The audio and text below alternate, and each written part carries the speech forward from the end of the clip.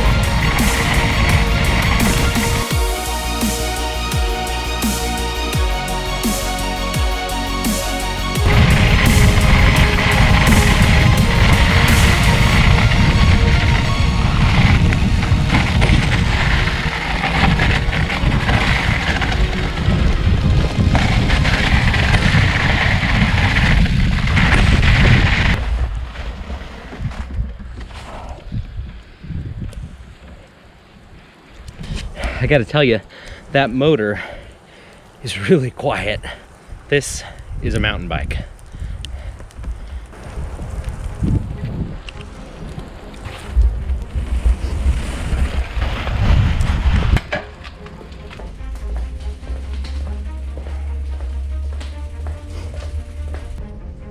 It's about time we have a new mountain bike at Bolton e-bikes, and this is it. We're naming it the Falcon, and as I said before, it's a full carbon fiber frame, full suspension, mid-drive motor that has a little trick up its sleeve. We'll talk about that later. And in its current form weighs about 52 pounds. Now that may change just slightly because there are some production changes or improvements that are going to happen versus the prototype that I have sitting here, because the parts we're going to change are things like better brakes, better shifter, better derailleur. All of those things are components that I've already used on other bikes.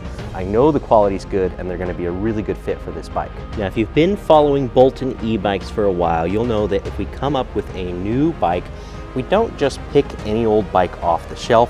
We like to do something different, something that's not being done elsewhere, and something that really stuck out to me at the Sea Otter Classic. The average full suspension e-mountain bike like this is really expensive. I was amazed to see that the average price was around $8,000. What's the retail price in something like this? $10,999. What can we do that competes with those $8,000 bikes without the $8,000 price tag? And although this is the solution that's coming, I have to tell you, I couldn't do it alone. If you look closely at the Bolton e-bikes logo, you'll see that underneath it says powered by Watt Wagons. If you're familiar with Watt Wagons, hopefully you're excited. If you aren't familiar with Watt Wagons, I have a great podcast interview with the owner, Pushcar, but let me tell you what they specialize in. High performance electric bikes like this one that have a carbon fiber frame, 1000 watt Bafang Ultra motor, but it has a custom controller that pushes this bike to well over 2000 watts when unlocked. Amazing suspension components, awesome brakes, and even that bike with those specs still comes in at about 62 pounds. And yes, I'll be carrying those too. Some of you might remember the Raptor bike we had previously, and it was a great bike, great suspension, rock shocks, air adjustable suspension, 1000 watt Ultra motor. We were able to sell it for less than $5,000, but the bike weighed about 70 pounds. Whereas this bike at only 52 pounds, as shown, has managed to cut off almost 20 pounds of unnecessary weight. Now, I grew up mountain biking. I love hitting the trails, and I couldn't wait for this to get here. And the first thing, of course, I was gonna do is go take it on our local trails. Unfortunately, the conditions today are not the greatest. I did it anyway, but I wasn't really able to push the bike to its limits and see how it really performs on single track trails. If I could just say one thing about the bike, is that it feels like a mountain bike.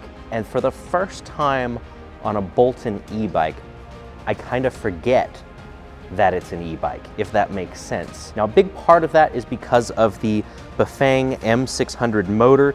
It's got a really nice special quiet gear setup inside, and it could have been the full face helmet, it could have been the crunchy snow, but I really felt like I could barely hear the bike for most of the ride. And that's usually a feeling you hear described by the big name brand mountain bike companies, but this still isn't one of those because we have a throttle. When the trails dry out a little bit, I will take it on another ride, make sure to get some more action footage, really show what this thing can do, and I'm really looking forward to it. Now, before I get to the extra sauce that can be done with the motor, let me share some of the specs of the bike. Obviously, we've got mountain bike style wheels and tires. This is not a fat bike this time around. They will be tubeless ready in the production version of the bike. RockShox Yari is going to be the front fork.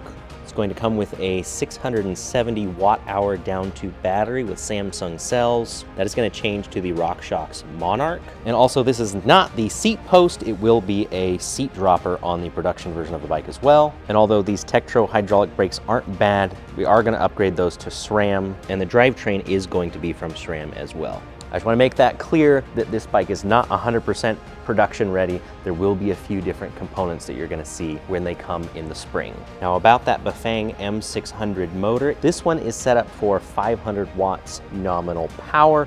It has 120 Newton meters of torque. From my first ride on this bike with this setup, being at this weight and the wet snowy conditions we had, it had no issues on climbing hills with the bottom end of the power.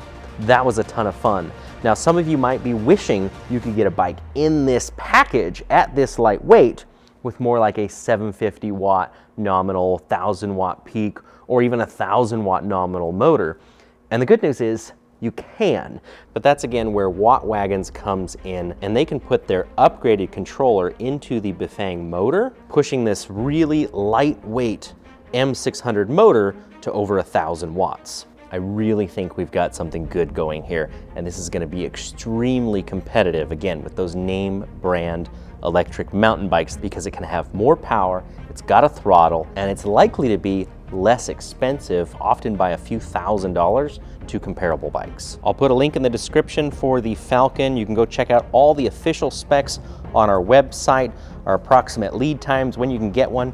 This is going to be in the spring of 2022. If you are fairly local to Grass Valley, you are welcome to come by and check out our prototype in person. And don't forget to hit that subscribe button. As I mentioned, the Hydra from Watt Wagons is another bike we are going to carry. So if you want insane power, over 2,000 watts in a carbon fiber full suspension bike, that video will be coming out soon. And if you're still on the fence about mid-drive motors and whether or not they're the right motor for you, I've got a perfect video explaining all of the advantages and disadvantages of both hub motors and mid-drive bikes right here.